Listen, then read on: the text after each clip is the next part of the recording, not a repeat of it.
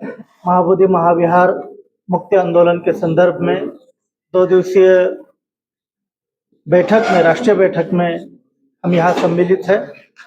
किसी भी धर्म स्थल पर अन्य किसी भी धर्म के व्यक्ति का कोई नियंत्रण नहीं होता। यह अन्यायपूर्ण घटना भारत में पिछले 35 सालों से हो रही है। महंत कहते हैं कि हम 400 साल से विहार हमारे कब्जे में है। इसका मतलब बौद्धों की एक संस्था, बौद्धों का एक विहार जहाँ पे भगवान बुद्ध की ज्ञानस्थली है, वो गैर बौद्धों के हाथ में, गैर बौद्ध लोग उसका संचालन कर रहे हैं।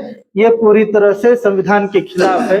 धार्मिक हमारे हकों का उल्लंघन हो रहा है। धार्मिक हमारे जो कि भारत का संविधान हमें जो अधिकार देता है हमारे धर्म का पालन करने का, उसका यह हनन हो रहा है।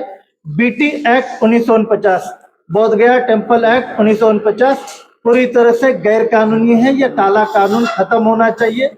बिहार सरकार को विधानसभा में नया विधेयक लाकर महाबोधि महाविहार बौद्धों के हाथों में सौंपना चाहिए। 4 हिंदू और 4 बौद्ध, ये जो नीति अपनाई गई है, किसी भी धर्म स्थल पे ये नीति अपनाई गई नहीं है।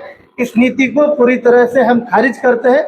बौद्ध लोग इसका विरोध करते हैं, बौद्ध भिक्षु संघ की ओर से और इस महाबोधि महाविहार मुक्ति आंदोलन राष्ट्रीय समिति की ओर से हम इस काले कानून का खंडन करते हैं और मांग करते हैं कि सारे सदस्य इस महाबोधि महाविहार के प्रबंधन के सदस्य ही नहीं, सारे कर्मचारी भी बौद्ध हो और सारा प्रबंधन बौद्ध रीति रिवाजों की ओर से चले, क्योंकि वहाँ बौद्ध रीति रिवाजों का पालन करने नहीं दिया जा रहा है। हम हमारी तरह से वंदना नहीं कर सकते, हम हमारी तरह से पूजा नहीं कर सकते, हम बौद्ध रीति रिवाजों की तरह से हमारे जो पूजा विधि होते हैं, दिन की पूजा, रात की पूजा, वो नहीं कर सकते।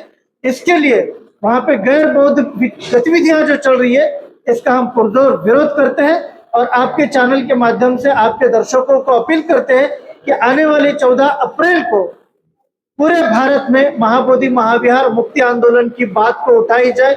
अपने पोस्टर बैनर पे महाबोधि महाविहार मुक्ति आंदोलन की बात उठाई जाए।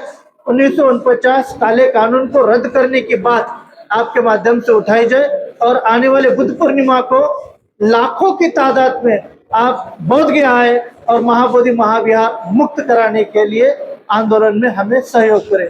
आप सभी का धन्यवाद।